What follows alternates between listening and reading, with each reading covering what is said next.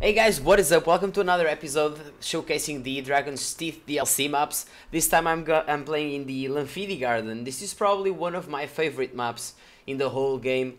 The last episode I said I was going to try and do some live commentaries, but turns out that I had a really quick round that I was just wanting to record the Levolution footage, and I ended up playing.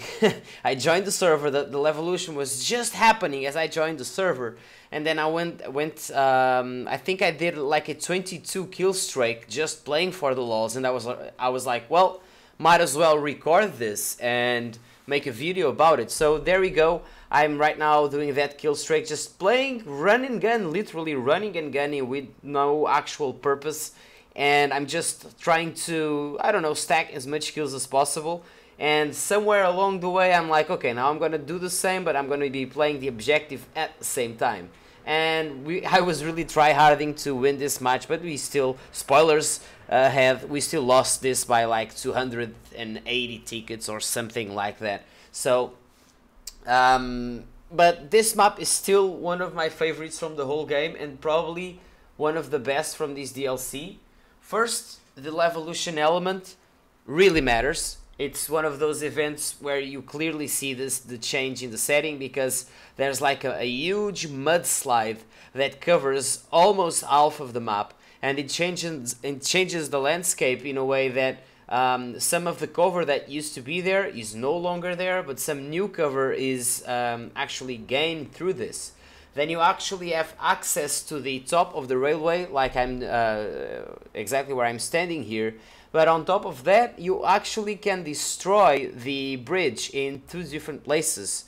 There's those ED bombs where you just press one button, and after a few seconds those explosives blow up and you chunk the bridge in 3 sections, isolating 2 of them and only being accessible through one ladder, where you can camp really easy with a claymore or just use a motion sensor and stay up there and snipe the shit out of everyone. Again, it really depends on your playstyle, but Levolution here is definitely one of the best. I'd compare this to Siege of Shanghai, but better, because in Siege of Shanghai, after the building collapses, you get stuck everywhere. Like, you keep getting stuck in tiny objects, invisible objects. It's just the terrain is deformed in a way that you actually get stuck in really stupid situations. And with the mudslide in this map, that doesn't actually happen. You have a fluid movement all throughout the mudslide area, and you don't really get stuck unless you're I mean, it could happen, but it's not as frequently. Not at all. So in terms of optimization, yeah, it's better. In terms of gameplay, yes, it's better. And in terms of how it changes the map, I'd say that it's even better than Siege of Shanghai. And I'm comparing this to Siege of Shanghai because that's one of the maps where Levolution matters the most, in my opinion. But the thing is, I don't think, I'm absolutely sure that I'd rather play Siege of Shanghai with the skyscraper still standing than after it gets destroyed. The map is better when the Levolution is not triggered. And in this case, I can't really decide if I like it more like this or without the Levolution, which means that either way, the map is still gonna play out really good, and you still are gonna have different options depending with, you know, according to your playstyle, which is definitely a big plus in my opinion. Now, I don't know, like, if it's because DICE LA designed these maps. Like I said before, I'm not sure if they did that, but these guys, I think that they're the same who designed the last 2 DLCs for Battlefield 4. So we're talking about Aftermath and Endgame. So those 2 DLCs were designed by the guys responsible. I mean, DICE LA and Visual, I think. In my opinion, those 2 DLCs are probably what... Endgame was okay-ish. Wasn't my favorite, but it was also a... I mean, I'm not gonna say it was a good DLC, because there's no such thing as a good DLC, unfortunately, in my opinion. But though that DLC featured good maps. They were good. I liked the maps, and I liked the Capture the Flag. But Aftermath, in my opinion, had better infantry gameplay. And I think the only maps that were actually okay infantry based maps were the ones that came with the strike at Karkand. So back to Karkand DLC, I mean. So I'm talking about the strike at Karkand. That's one of the best, if not the best, infantry map. And then we also have Sharky Peninsula, which was quite good. And then I can almost say that Siege of Shanghai and Sign Crossing are good infantry maps, but with 64 players, they're just a big clusterfuck. And I really don't feel that it fits my play style and what Battlefield should be, even if we're talking about infantry-based gameplay. So I still think that the best maps were still Strike at Karkand, and Sharky Peninsula was also really good and was optimized for 64 players. But then other maps like Epicenter, for example, with 64 players, it still felt good. And then we had, I don't really remember the names of those maps from the Aftermath DLC, but the maps were good, even for 64 players. The Tala Market was also good, even with 64 players. I enjoyed playing that map. And you can clearly see some similarities between those maps and these ones, but these ones I'd say that are even more optimized for 64 players and actually manage to capture the Battlefield feeling when you're playing these DLCs. So one of the best things about Battlefield 4, you know that if you know me in my main channel, I've been criticizing Battlefield 4 by a lot of things. But if there's one thing that I've always said and it's good with Battlefield 4, it's the level design.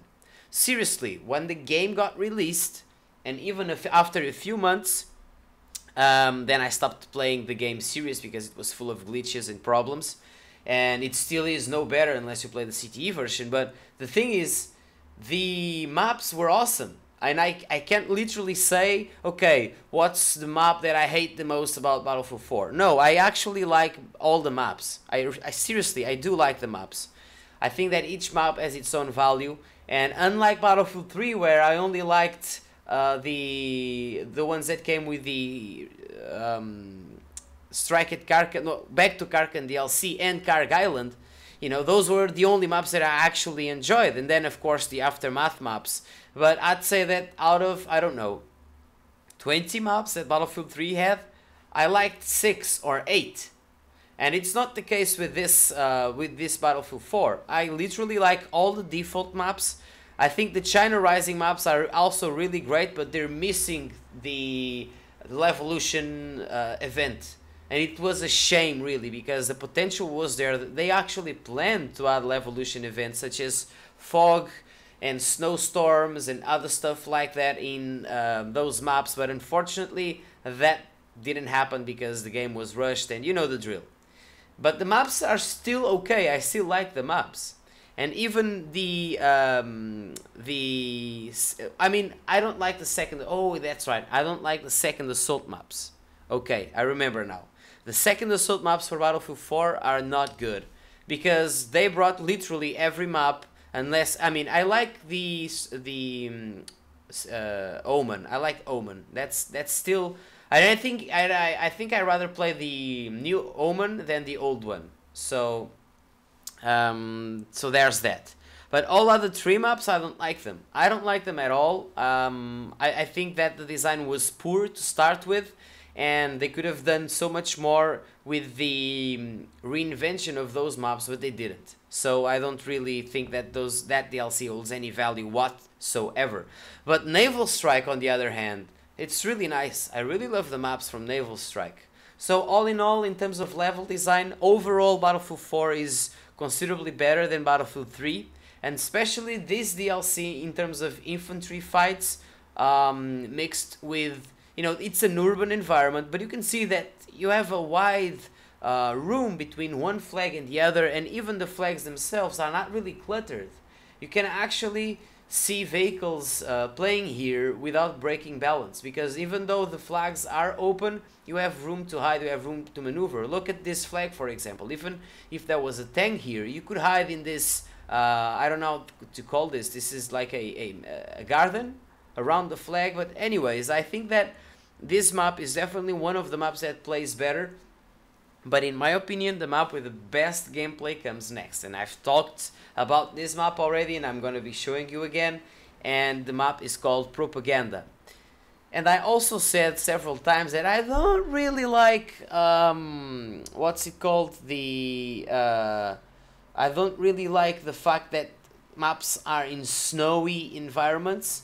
I usually don't like maps that feature snow, but this one is actually quite nice. And I can only remember about, I mean, I liked one snow map from a game called Project IGI. I'm going in. Yeah, Project IGI. But that was a single player game, but the actual map was quite cool. But in a multiplayer game, the only snow map that I like, I'm gonna say in a Battlefield game, probably Nelson Bay from Battlefield Bad Company 2, and that's it. I don't like any other snow maps from any other game. Perhaps Office from Counter-Strike Global Offensive, yeah, perhaps I like that one as well, but you barely ever see snow because I think that it's in the interior that map excels. But either way, this map is really nice. I've said this once and I'll say it again. I think that this manages to capture one of the things that made Battlefield Bad Company 2 a great game, which is a destruction. I really like the fact that in this center zone when I'm fighting, you can literally bring everything down except for the tall buildings on each side of this central zone.